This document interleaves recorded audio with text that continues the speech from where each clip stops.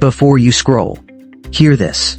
Everyone wants to stream. Everyone wants to build a fan base. But most quit after a month. Why?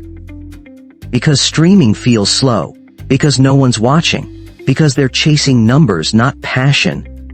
Let me tell you something real. Success is invisible before it explodes. Right now, you're streaming to 2 viewers? Good. That's 2 more than 0. That's 2 people giving you their time. Respect that. Earn their loyalty. Every massive streamer you admire, they also talked in empty chats. They streamed for years before you knew their name. So don't chase shortcuts.